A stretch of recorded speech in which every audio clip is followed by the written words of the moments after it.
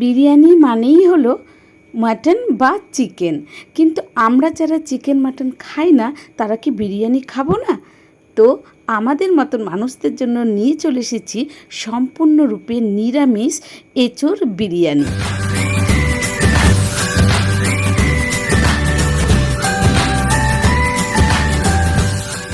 নমস্কার বন্ধুরা, S cook and food channel থেকে আপনাদের সকলকে স্বাগত একটা সম্পূর্ণরূপে নিরামিষ এঁচোড় বিরিয়ানি রেসিপিতে। তো এঁচোড়টা ভালো করে ধুয়ে পরিষ্কার করে নিয়েছি। এর মধ্যে সবার প্রথমে দিয়ে দিলাম টক দই, দিলাম হচ্ছে বিরিয়ানি মশলা, দিয়েছি এর মধ্যে আদা এবং লঙ্কা বাটা, আর দিলাম নুন হলুদ দিয়ে ভালো করে মাখিয়ে কিছুক্ষণের জন্য ঢেকে রেখে দেব। বন্ধুরা, আজকের এই রেসিপিটা নিরামিষ যারা আহার করেন তাদের জন্য উপযুক্ত একটা রেসিপি। তো এখানে আমি বিরিয়ানি বানানোর জন্য বাসমতি চাল ধুয়ে ভিজিয়ে রেখেছিলাম, আর নিয়েছি কিছু গোটা গরম মশলা আর তেজপাতা। এদিকে হাঁড়িতে জল ফুটিয়ে ভালো করে এর মধ্যে দিয়ে দিলাম আমি সেই গরম মশলা, তেজপাতা আর লেবুর রস। এবার এর মধ্যে দেব কিছুটা পরিমাণে তেল। আমি এখানে ব্যবহার করেছি সাদা তেল, আপনারা আপনাদের পছন্দ মতো তেল ব্যবহার করতে পারেন। যেহেতু জলটা ভীষণ ভালো পরিমাণে ফুটে গেছিল, সেহেতু এইখানে আমি দিয়ে দেব এবার সেই ধুয়ে ভিজিয়ে রাখা চালটা। বন্ধুরা, এখানে দিলাম পরিমাণ মতন আমি নুন। আমি এখানটায় আজকে 500 গ্রাম চালের বিরিয়ানি তৈরি করছি। চালটা 70% আমাকে কুক করতে হবে। মাথায় রাখবেন বন্ধুরা, 70%ই যেন কুক হয়, ওভার যেন না হয়।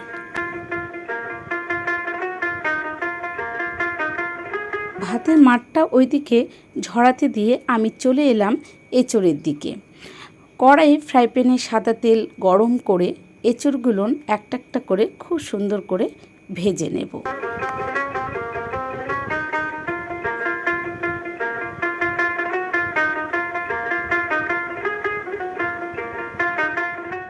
মাছ ভাজার মতন বেশ লাল লাল করে এঁচোড়গুলোকে ভেজে আমি তুলে রাখব।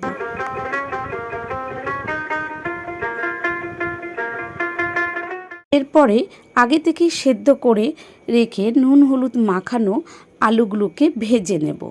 বিরিয়ানি করব আর বিরিয়ানিতে বাঙালিরা আলু দেবে না, এটা হতেই পারে না। আলু বিরিয়ানিও করে, আলু বিরিয়ানি খেতেও কিন্তু দুর্দান্ত লাগে। তো আলুগুলো ভালো করে ভেজে তুলে রেখে সেই তেলেই আমি এখানে দিলাম 2 চামচের মতো গাওয়া ঘি। এরপরে এইখানে আমি দিচ্ছি গোটা গরম মশলা, জিরে আর শুকনো লঙ্কা ফোড়ন। ফোড়নটা ভালো করে ভাজা হয়ে গেলে এর মধ্যে দিচ্ছি আমি আদা, লঙ্কা বাটা, জিরে গুঁড়ো, হলুদ গুঁড়ো আর নুন, আর দেবো সামান্য এর মধ্যে লঙ্কা গুঁড়ো দিয়ে ভালো করে মশলাটা কষিয়ে আমি আগে থেকে টমেটো কিছুটা পেস্ট করে রেখেছিলাম সেইটা দিয়ে দেব।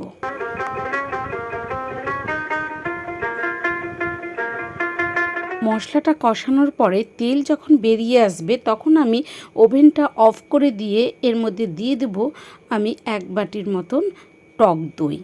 মাথায় রাখবেন, যে কোনো রেসিপি তৈরি করার সময় টক দই ব্যবহার করলে অবশ্যই ওভেনের আঁচটা কমিয়ে বা অফ করে দই দিয়ে কন্টিনিউ নাড়তে থাকতে হবে, না হলে কিন্তু দইটা ফেটে যাবে। দিয়ে দিলাম পরিমাণ মতন এখানে চিনি, আপনারা চিনিটাকে স্কিপ করতে পারেন। এবার মশলাটাকে ভালো করে কষিয়ে দেখুন তেলটা যখন ঝরে আসবে, বেরিয়ে আসবে, তখন আমি আগে থেকে ভেজে রাখা এঁচোড়গুলো দিয়ে ভালো করে কষিয়ে নেব।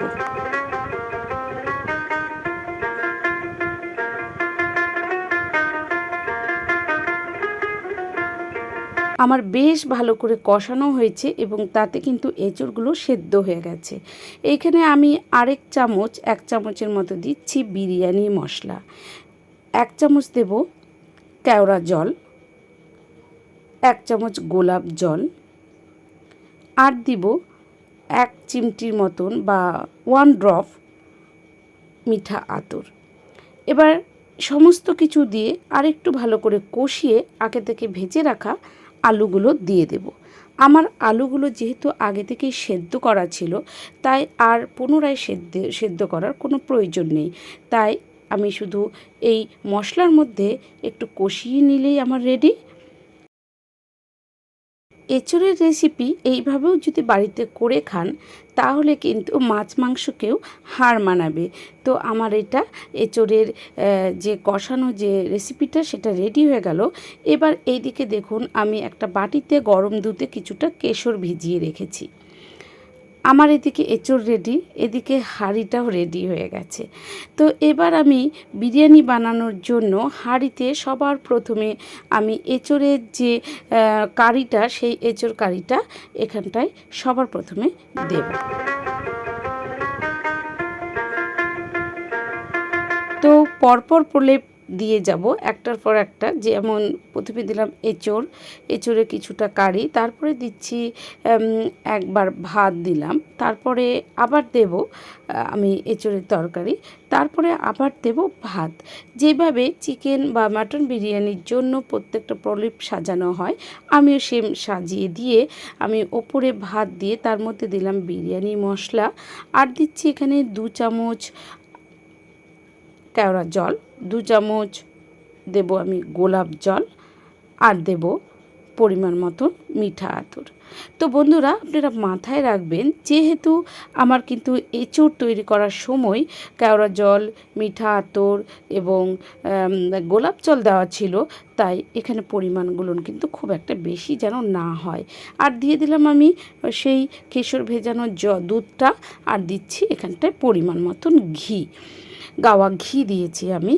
এবার আমি এমন একটা ঢাকনা নিয়েছি যে ঢাকনাটা বন্ধুরা প্রেশার কুকারের মতন এখানটায় টাইট হয়ে যাচ্ছে। আপনাদের কাছে এরকম ঢাকনা যখন না থাকবে তখন আপনারা হাঁড়ির ঢাকনা দিয়ে ভালো করে আটা মেখে মুখটা বন্ধ করে দেবেন। আমি ডাইরেক্ট উনুনে না বসিয়ে, ওভেনের আঁচে না বসিয়ে, এটাতে একটা ফ্রাই প্যানে জল দিয়ে তার উপরে হাঁড়িটা বসিয়েছিলাম। তো আমার ঢাকনাটা খুলতে দেখলেন বন্ধুরা যে কতটা টাইট ছিল, এবং আমার কিন্তু একদম রেডি সম্পূর্ণরূপে নো গার্লিক, নো পেঁয়াজ, কোনো পেঁয়াজ রসুন ছাড়া এঁচোড় বিরিয়ানি, ভেজ বিরিয়ানি। তো বন্ধুরা এই রেসিপিটি আপনারা বাড়িতে, তারপরে কোনো অনুষ্ঠানে, আপনাদের ছোটোখাটো অনুষ্ঠানে বাড়িতে বানিয়ে খেয়েই দেখতে পারেন। খুব সুস্বাদু, খুব টেস্টি। আর রেসিপিগুলো ভালো লাগলে অবশ্যই আমার চ্যানেলটাকে সাবস্ক্রাইব করে লাইক, কমেন্টস আর শেয়ার করতে ভুলবেন না কিন্তু।